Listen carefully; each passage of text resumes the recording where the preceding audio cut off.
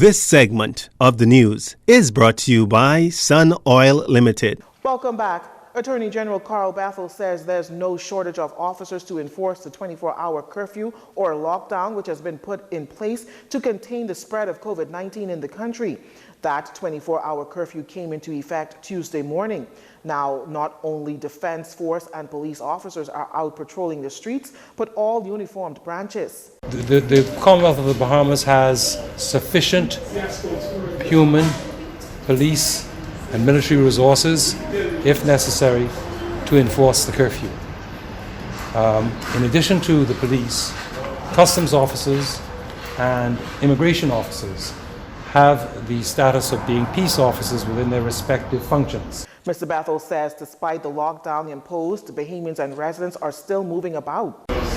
They can all be deputized should the need arise.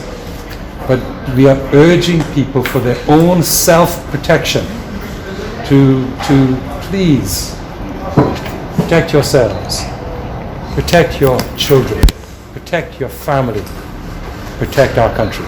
While it is not feasible to have officers outside of every home, Attorney General says it is critically important that Bahamians adhere to the curfew implemented.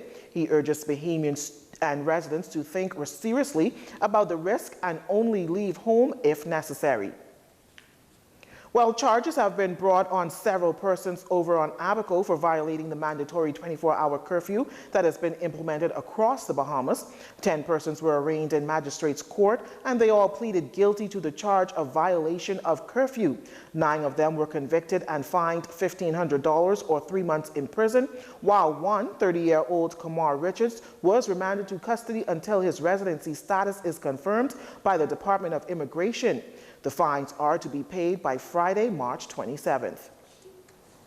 In other court news, the Privy Council has made the decision to uphold the Court of Appeals decision in the case of the Commissioner of Police versus former Public Hospitals Authority Chairman Frank Smith.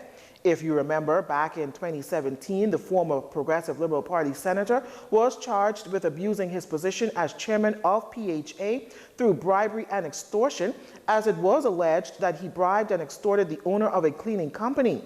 In 2019, Chief Magistrate Joyanne Ferguson Pratt acquitted Mr. Smith of the charges that the complainant and prosecution's key witness, Barbara Hanna, was an unreliable witness.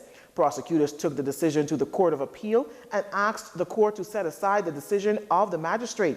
However, the Court of Appeal unanimously refused the order that Mr. Smith be retried. The Office of the Attorney General then took the case to the Privy Council in October of last year. The Judicial Committee of the Privy Council has refused the attempt by the Office of the Director of Public Prosecutions. The Privy Council statement reads, having considered an application for permission to appeal from the judgment of the Court of Appeal of the Commonwealth of the Bahamas dated the 28th of August 2019 in the matter between the Commissioner of Police appellant versus Frank Smith respondent, and having considered written submissions from the parties, we have agreed to report to Your Majesty as our opinion that permission to appeal should be refused because there is no risk that a serious miscarriage of justice has occurred in this case.